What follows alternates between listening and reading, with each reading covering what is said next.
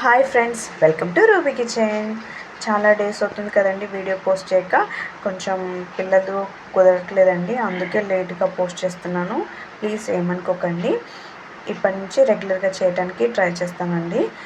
ఇప్పుడు మనం రెసిపీలోకి వెళ్ళిపోదామండి. ఈరోజు వచ్చేసి కుష్కు రెసిపీ అండి. ఇది అందరికీ తెలుసండి, బట్ చాలా ఈజీగా సింపుల్గా వంట రాని వాళ్ళు కూడా ఈజీగా చేసుకోవచ్చు. అండ్ పిల్లలకి ఎస్పెషల్లీ పిల్లల కోసం చేస్తున్నాను నేను. ఎక్కువ స్పైసెస్ వాడకుండా చాలా సింపుల్గా చేస్తున్నాను. దీని ప్రాసెస్లకు చూసేద్దానండి. ముందుగా రైస్ని 1 అవర్ ముందు వాష్ చేసుకొని పెట్టుకోవాలండి. దీనికి నేను నార్మల్ రైస్ యూజ్ చేస్తున్నాను. 1.5 గ్లాస్ తీసుకున్నాను రైస్. మీరు బాస్మతి అయినా తీసుకోవచ్చు. వాష్ చేసుకొని పక్కకు పెట్టేసుకోండి. ఇప్పుడు ప్రెషర్ కుక్కర్ తీసుకొని అందులో కొంచెం నెయ్యి, కొంచెం ఆయిల్ యాడ్ చేశాను. అలాగే ఇందులో 2 లవంగాలు, 2 ఇలాచీలు, ఒక చిన్న చెక్క అండ్ బిర్యానీ ఆకేసి అవి ఫ్రై అయ్యాక కొంచెం జీరా, కొంచెం సాజీర వేసుకొని ఫ్రై చేయండి. అందులోనే కొంచెం ఒక మిర్చిని ఇలా చేసుకోండి. అలాగే పొడుగ్గా కట్ చేసుకున్న ఆనియన్, కొంచెం కరివేపాకు యాడ్ చేసుకోండి. ఇవి కొంచెం ఫ్రై అయిన తర్వాత ఇందులో ఒక 5-6 కాజూస్ యాడ్ చేసుకొని ఫ్రై చేసుకోండి. ఇవి కూడా ఫ్రై అయిన తర్వాత ఇందులో 2 టమాటోస్ ఆర్ 3 టమాటోస్ తీసుకోండి. మీ క్వాంటిటీ తగ్గట్టు. పెద్దవైతే 2 తీసుకోండి, చిన్నవైతే 3 తీసుకోండి. దీన్ని మెత్తగా చాలా పండినవి తీసుకోండి, అప్పుడు టేస్ట్ బాగుంటుంది.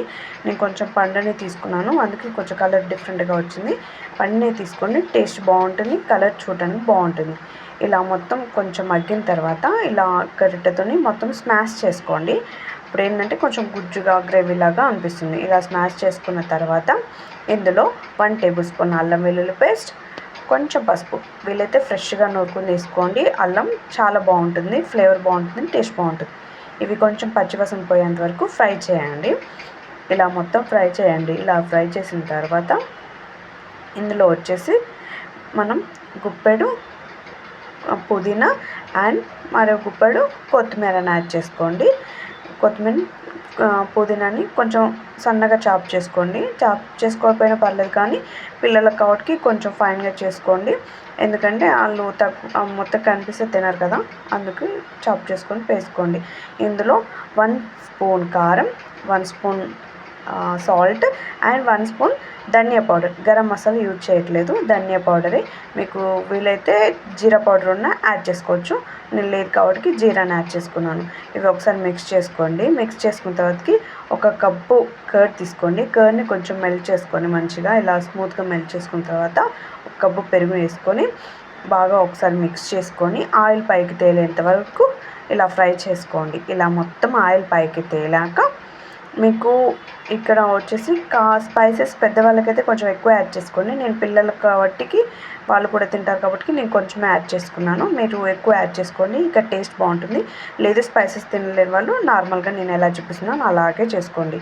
ఇప్పుడు మొత్తం మిక్స్ చేసిన తర్వాతకి మనం రైస్ యాడ్ చేసుకోండి. రైస్ యాడ్ చేసుకొని హై ఫ్లేమ్లో పెట్టుకొని వాటర్ ఇంకిపోయేంత వరకు బాగా ఫ్రై చేసుకోండి ఆయిల్లో. ఆ వాటర్ అనేది పోయి కొంచెం ఆ రైస్ అనేది మనకి గిన్నెకి ఇట్లా అతుక్కుంటుంటే అప్పుడు ఏంటంటే కొంచెం బాగా ఫ్రై అయినట్టు. అప్పుడు మీరు వాటర్ యాడ్ చేసుకోండి. ఇప్పుడు నేను 1.5కి 3 గ్లాస్ యాడ్ చేస్తున్నాను. 3 గ్లాస్కి కొంచెం తక్కువ యాడ్ చేస్తున్నాను. కరెక్ట్గా చెప్పాలంటే 2.5కి కొంచెం ఎక్కువ అనమాట. బాస్మతికి అయిందనుకో 1 గ్లాస్కి గ్లాస్ బావు తీసుకోండి. కొంచెం పాతవైతే గ్లాసున్నర అయినా తీసుకోండి.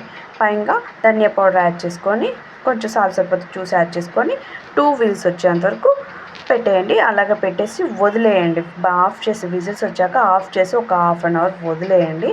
అప్పుడు ఏంటంటే రైస్ పొడిగా ఉంటుంది. రైస్ అయిన తర్వాత మీరు గరిటెతో ఇప్పుడు నేను చెప్పినట్టుగా రైస్ తీసుకోండి. మనం డైరెక్ట్ ఇలా పెట్టామనుకో రైస్ అంతా కట్ అయిపోతుంది, అంత బాగుండదు. వేసిన తర్వాతకి ఇలా నేను బౌల్లో వేసుకొని గాన్ చేసుకున్నాను. దీనికి రైతా అయినా బాగుంటుంది, లేదు అంటే ఉత్తిది కూడా చాలా బాగుంటుందండి. ప్లెయిన్గా ఇన్స్టెంట్గా రెడీ చేసుకోండి. ఎవరైనా వచ్చినప్పుడు స్పెషల్గా ఇలా రెడీ చేయండి. పిల్లలకు కూడా పెట్టండి, చాలా ఇష్టంగా తింటారు. వీడియోలు వస్తే లైక్ చేయండి, షేర్ చేయండి, సబ్స్క్రైబ్ చేయండి ప్లీజ్.